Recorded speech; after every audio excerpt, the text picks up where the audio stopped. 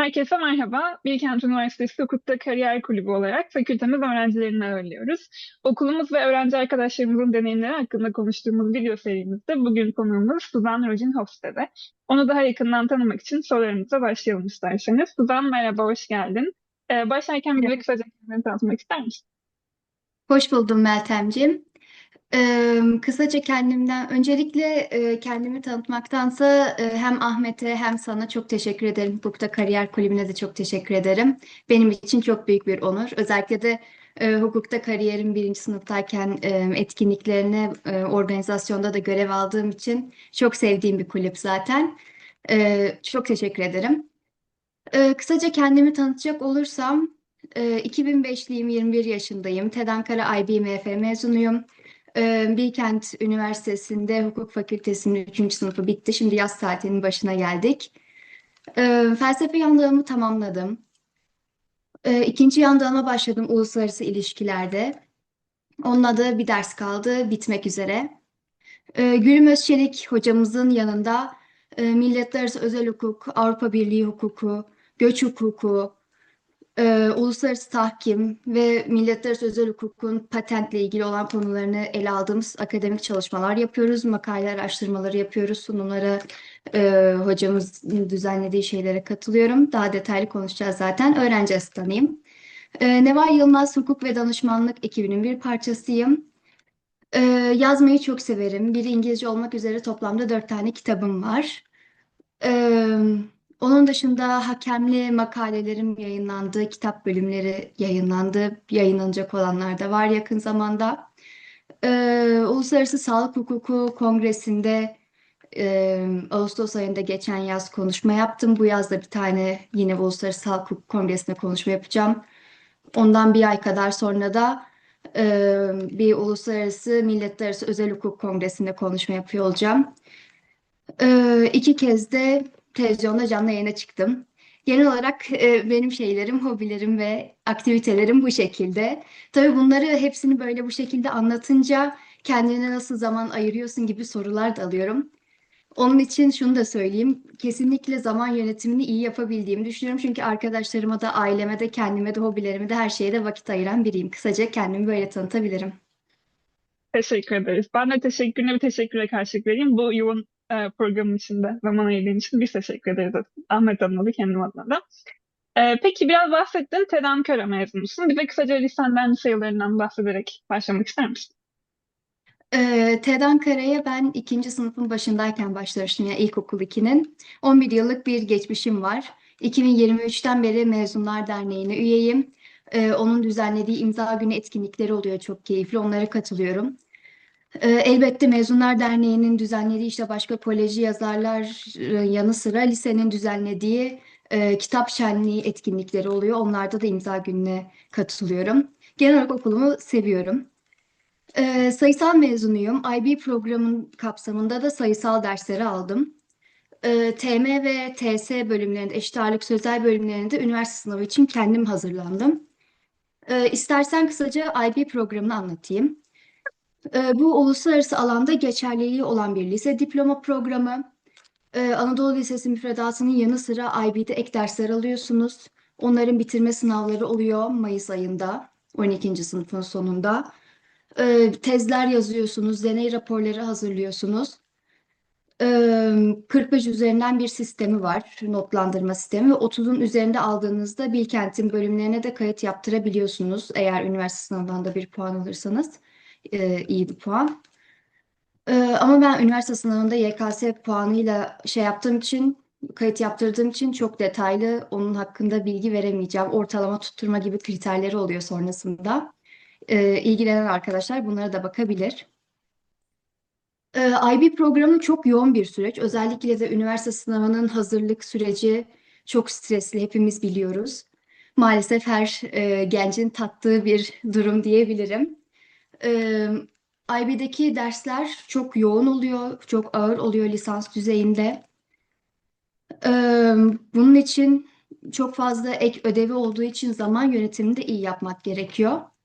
Ayrıca çok da sosyal aktiviteye katılmak gerekiyor. Zaten ben IB programına başlamadan önce de lisede ve ortaokulda çok fazla kulüpte aktif üyeydim. Ve bu sosyal aktivitelerin aslında beni üniversitede de zaman yönetimini iyi yapmama yardımcı olduğunu görüyorum. Örneğin lisede neler yaptığımdan kısaca bahsedeyim. TED Ankara Çok Sesli Korosu'nda sopranoydum. Ve Fazıl Say ve Serenat Bağcan'la TED Atasahne'nin açılış konserini yaptık. Çok keyifliydi ve benim için muhteşem bir anıydı. Münazara kulübünün başkanıydım. Çok fazla etkinliklere, yarışmalara katılmıştık. Bunun da bana şu anda da katkısının olduğunu düşünüyorum argümantasyon açısından. Çok fazla okul dergilerinde yayın yaptım. Yani tabii lise düzeyinde bir yayın, hakemli dergi tadında bir yayın değil ama yazmayı o zamandan beri sevdiğimi fark ettim. Bir şeyler araştırmayı. İşte matematikten fen bilimlerine, sosyal bilimlere, felsefeye, İspanyol dili edebiyatına ne kadar şey düşünebilecekseniz hepsinin dergisi vardı ve hepsinde yayınlar yapıyordum. Hatta İspanyol dili edebiyatı dergisinin editörlüğünü de yapmıştım. Hala da çok severim İspanyolca konuşmayı. Ee, Onun dışında yine İspanyol dili zümresi, e, Türk dili edebiyatı zümresi, İngiliz dili edebiyatı zümrelerinin webinarları, etkinlikleri oluyordu. Oralarda hep açılış konuşmaları ya da genel olarak sunumlar yaptım. TED Talk'la ilgili işte sustainability ve dijital kimlikle ilgili sunumlar yaptım. Ee, Yani aslında bu kadar yazma faaliyeti ve sunumların beni bugünkü kişiliğimi oluşturduğunu düşünüyorum. Şu anda uluslararası kongrelerde konuşma yaparken rahat olmamı bence buna borçluyum. Ee, Bunun yanı sıra da son olarak lisenin son 2 yılında üniversite sınavına hazırlanan öğrencilere e, tavsiyeler niteliğinde bir kitap yazdım. Aynı zamanda bir bölümünde de IB öğrencilerine de tavsiyeler veriyorum. Böylece 18 yaşında üniversite sınavını geçtikten sonra yayınlattım ve ilk kitabım yayınlanmış oldu. Sonrasında 4 kitabım var demiştim. Ee, ikinci kitabım Gençlik Dönemi Denemeleri 19 yaşında yayınladım. Bunda da gezi yazıları var, felsefe ve edebiyat denemeleri var, kurgusal hikayeler var, anılar var. Böyle çeşitli derleme bir kitap gibi. 20 yaşında da 2 kitabım yayınlandı. Biri Türkçe, bunların hepsi bu arada şu ana kadar Türkçeydi. Kurgusal hikayelerden oluşan bir kitap. Kısa kısa hikayeler var içinde. Diğer kitabım ise İngilizce kitabım, ilk İngilizce kitabım. Bunda da felsefe denemeleri ağırlıkta olmak üzere kurgusal hikayeler de var. Evet, kısaca e, lise hayatı böyle. Teşekkür ederim Sinem. Kitaptan sen de bahsettin. Aynı zamanda YKS'de farklı alanlarda dereceler elde ettiğini de biliyoruz. Bu işin sırrı sence neydi? Ve bizi izleyen arkadaşlar malum sınava hazırlanan veya sınav sonrası bizi izleyen arkadaşlar olacak. Arkadaşlarımıza tavsiyelerde bulunmak ister misin bu alanla ilgili? Şöyle aslında hem bu lisedeki e, 2 farklı diploma programını yürütmek ve sosyal aktivitelere katılmakla ilgili bir canlı yayına çıktım televizyonda. Bir de az önce bahsettiğim üniversite sınavına hazırlanan öğrencilere tavsiyeler kitabını tanıtmak için yine canlı yayına çıktım. Ve bunlar YouTube'da da bulunuyor. Onları kesinlikle tavsiye ederim. Özellikle henüz tercih aşamasında olan ya da bu yayınlandığı zaman herhalde sınav yeni olmuş olacak diye düşünüyorum. Hı. E, Yani onun için bu tercih süreci onlar için çok önemli bir konumda olacak. Belki 11. sınıftan olanlar, izleyenler olur. Onlara videoları da izlemelerini tavsiye ederim. E, Genel olarak derecelerimi söyleyeyim. Eşit ağırlık ve sözel alanlarda Türkiye 369'uncusu ve 1633'üncüsü oldum. Ee, 2 farklı alanda derece yapmış oldum. Ve Bilkent Üniversitesi'nin şu anda yüksek onur öğrencisiyim. Üstün başarı bursum olduğu için tam bursluyum. Ee, Bu süreçle ilgili genel olarak önereceğim şeylerden bahsedeyim. Bunların bazıları aslında üniversite yıllarında yüksek onur öğrencisi olmak istiyorsanız, iyi bir ortalamaya sahip olmak istiyorsanız uygulayabilirsiniz.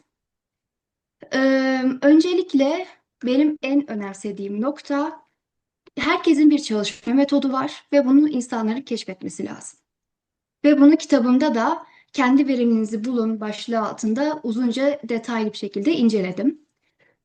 Onun dışında üniversite sınavı süreci sadece ders çalışmakla ilgili değil. Çok böyle psikolojik bir süreç, aynı zamanda güçlü kalmanız gereken bir süreç. Onun için ne sürekli moralinizi bozmalısınız ne de ben çok iyiyim zaten çalışmama gerek yok gibi bir düşünceye kapılmalısınız.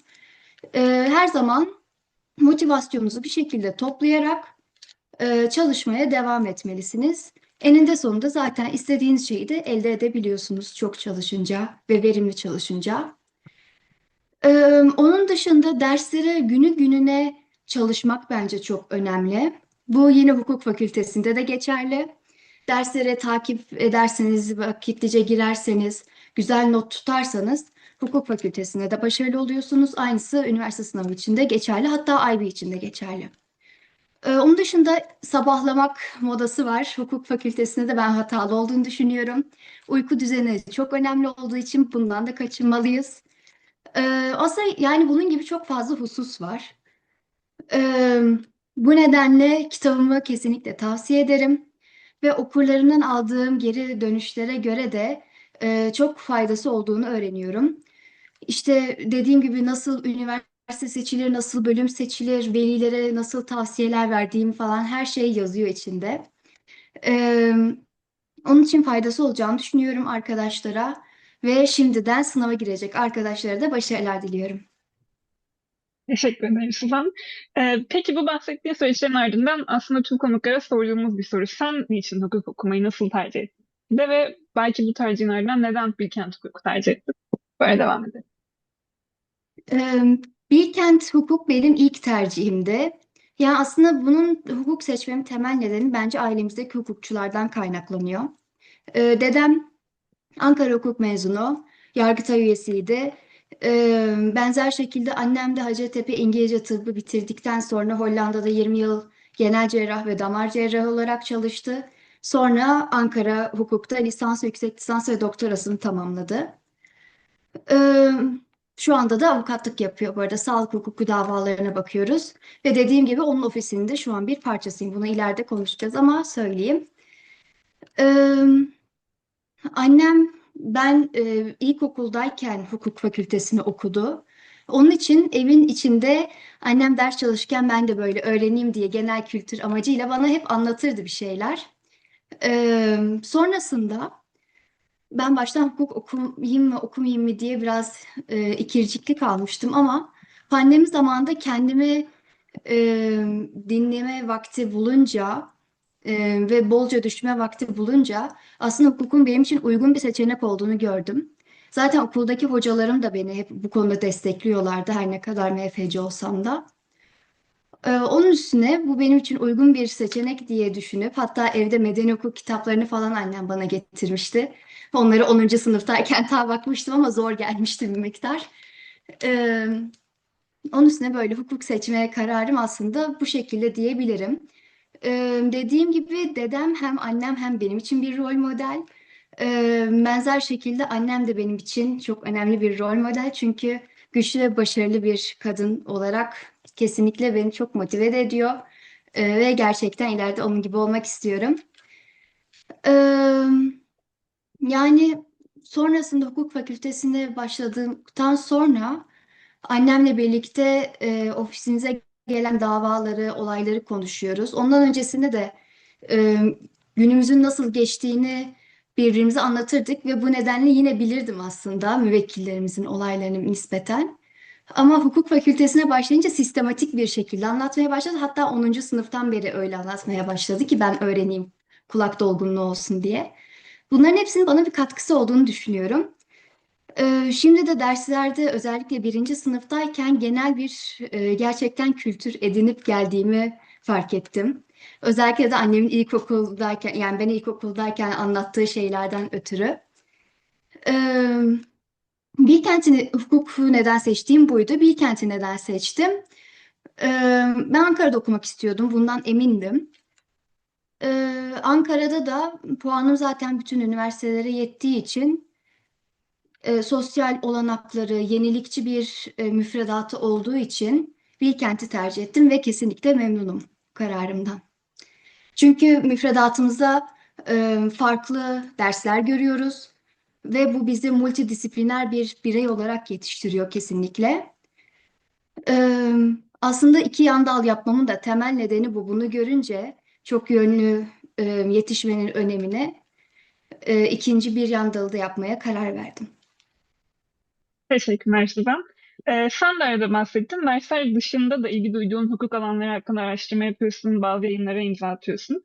Belki bu yolda ilerlemek isteyecek arkadaşlarımız olacaktır. Onlara neler tavsiye etmek istersin? Eee, Yani aslında araştırma yapma konusunda hem okuldaki hocalarım hem annem beni çok motive ediyor.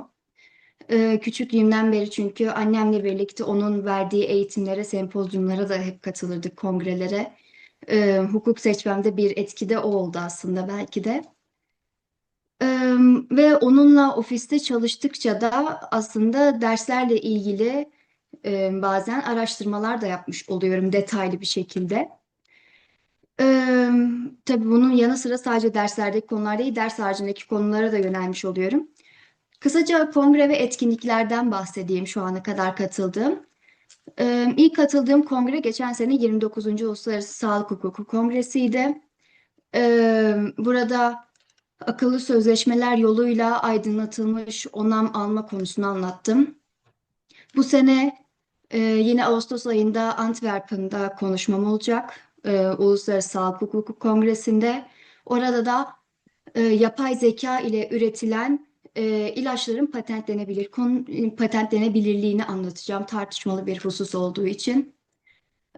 Ondan bir ay kadar sonra da Edinburgh'da bir uluslararası kongre olacak. Milletlerarası Özel Hukuk kapsamında. Orada da Brüksel etkisini anlatıyor olacağım. Bunlar uluslararası kongreler olduğu için tabii İngilizce. Ee, Genel olarak Türkiye içerisinde de çok fazla etkinliğe davet edildim bu sene. Onun için yoğun bir süreç oldu. Örneğin Kasım 2025'te Muğla'da blok zincir teknolojisinin tıptaki kullanım alanını ve yine akıllı sözleşmeler yoluyla onam almayı anlattım bir tıp kongresinde. Ve bu sayede de Muğla Marmaris'i gezmiş oldum. Çok güzel yerlermiş. Ee, Yine 12 Mart'ta Ankara Üniversitesi'nde Kadınlar Günü etkinliğine davet edildim. Orada da mobbingdeki hukuki süreçleri anlattım. Sonrasında 24 Mart'ta Yüksek İhtisas Tıp Fakültesi'nde öğrencilere yönelik sağlık hukukuna giriş eğitimi verdik online. Bir başka online etkinlik 26 Mart'ta oldu. Orada da malpraktis davalarını öğrencilere anlattık, Hacettepe tıp öğrencilerine. 5 Nisan'da Gazi Üniversitesi Tıp Fakültesi'nin düzenlediği bir ulusal kongre oldu. Orada da sağlıkta yapay zeka kullanımı olduğunda bilgilendirme yükümlülüğünün yeni sınırları neler olmalı onlardan bahsettim.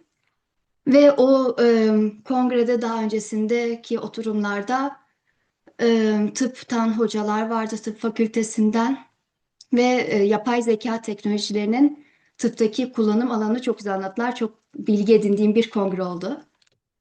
2 gün önce de Ankara Üniversitesi'ne yine davet edildim. Orada da patent hukuku, fikri mülkiyet, yapay zeka hukuku gibi konular hakkında konuştum. Öyle.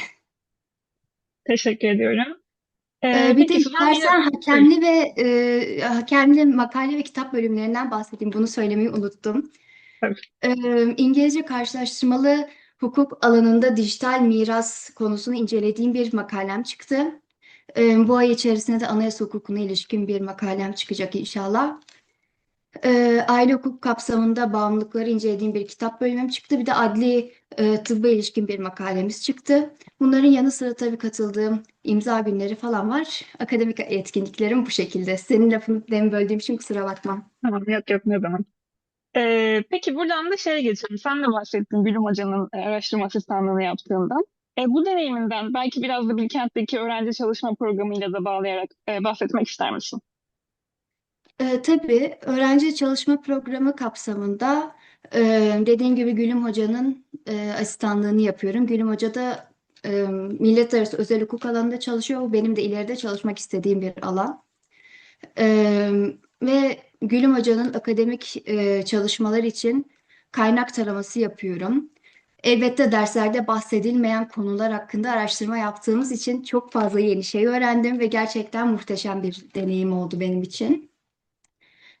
Bilkent'in kütüphanesi de çok güzel. Bunu da bu arada eklemiş olayım. Araştırmalar yaparken kesinlikle hiçbir eksik çıkmıyor.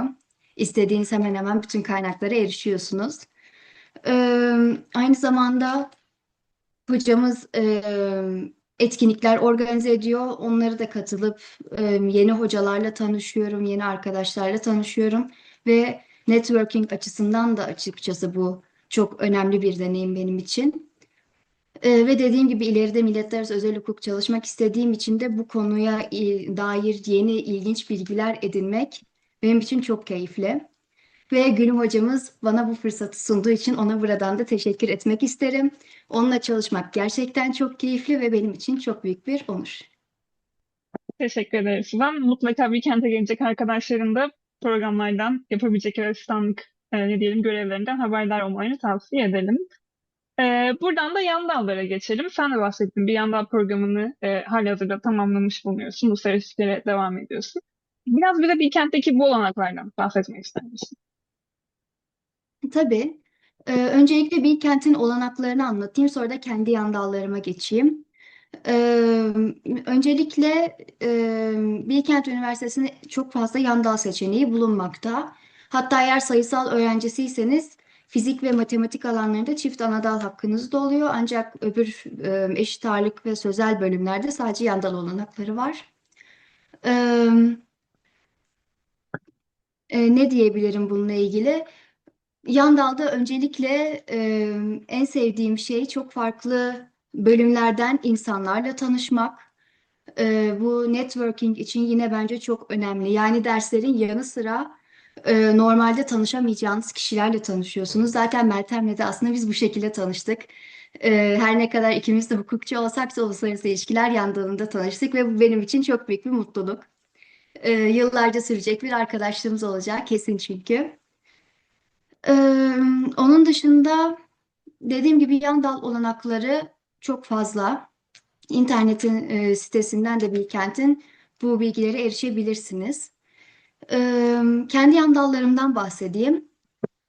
Felsefeyi öteden beri ben çok seviyorum, liseden beri.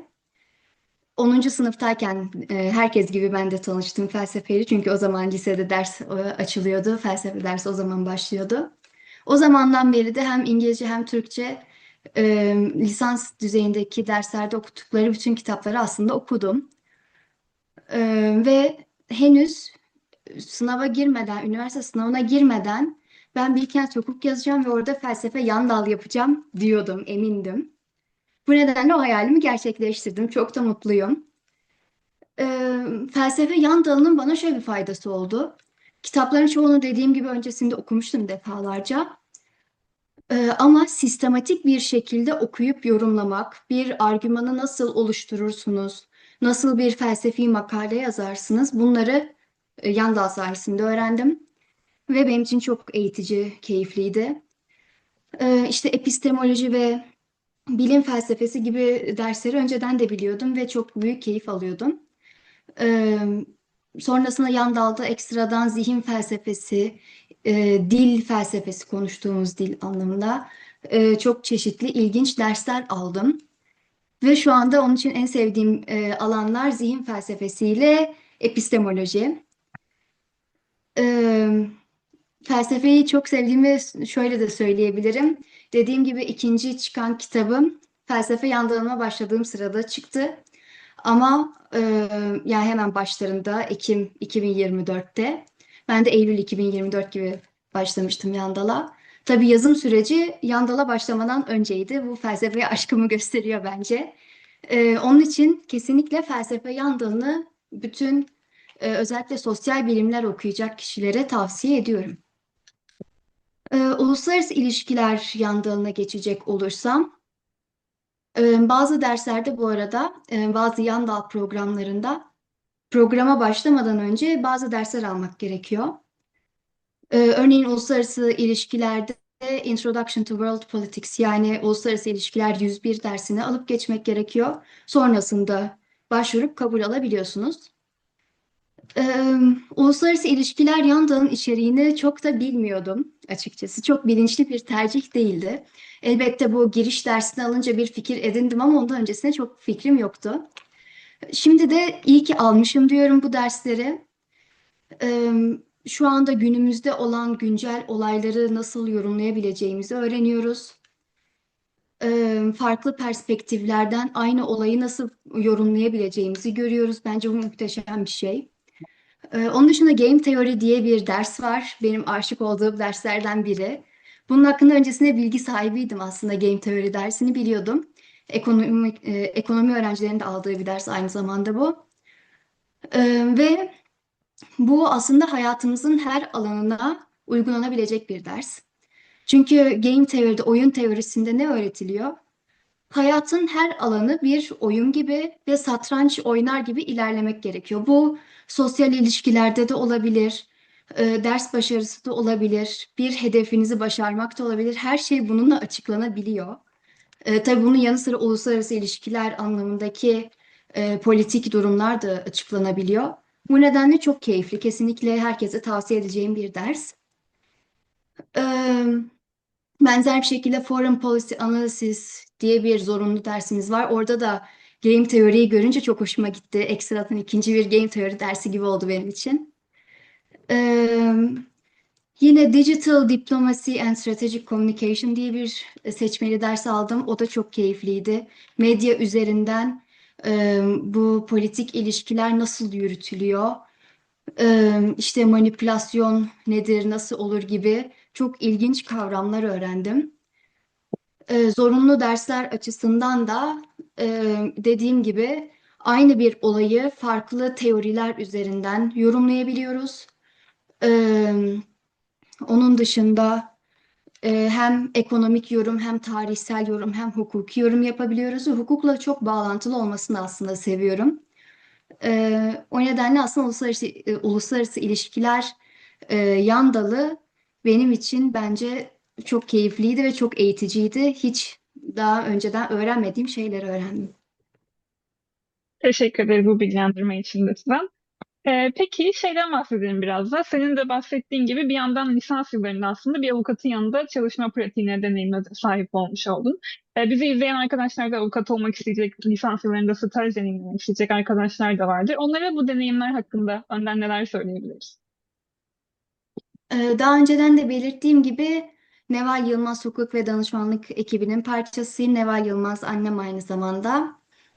Ee, Ve onunla yanında avukat katibi olarak çalışıyorum.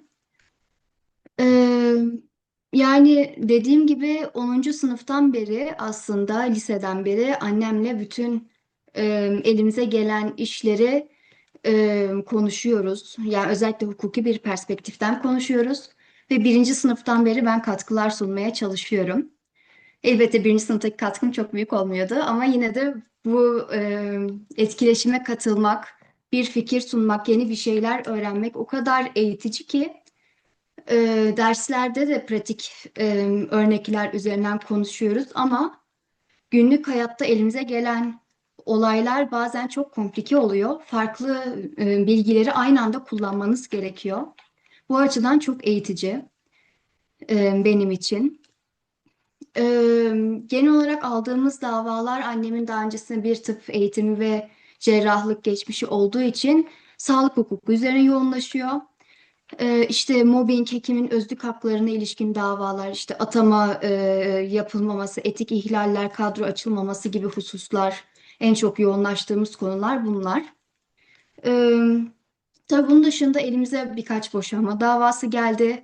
Milletler arası özel hukuka ilişkin davalar da geldi. Özellikle miras ve boşanma ile ilgili. Ve ileride ben bu alanlarda çalışmak istediğim için bu konudaki araştırmaları en çok ben üstlendim. Tabii ki o dersleri aldıktan sonra bu davalar geldiği için de şanslıydım. Araştırma imkanım bu sayede oldu. Ve kesinlikle o alanı çok sevdiğime kanaat getirdim. Ee, Onun dışında ne diyebilirim? Ofiste genel olarak yaptıklarımı da anlatayım. Müvekkillerimizin çoğu hekim. Bu nedenle mesai saatinden sonra geldikleri için ben de okul çıkışlarında toplantılara katılıp not tutabiliyorum. Öncesinde ve sonrasında gerekli araştırmaları yapabiliyorum. Basit dilekçeler olduğunda yazıp sonrasında annemle bunları kontrol ediyoruz ve bu sayede kendimi geliştirebiliyorum.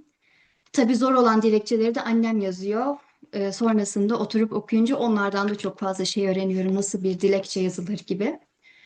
Çünkü dilekçe yazılmasını elbette hukuk fakültesinde öğreniyoruz medeni usul hukukunda. İşte hukuk muhakemeleri kanununda yazıyor belli bir maddede nasıl yazılması gerektiğini ama pratikte somut olarak görmek bambaşka bir şey.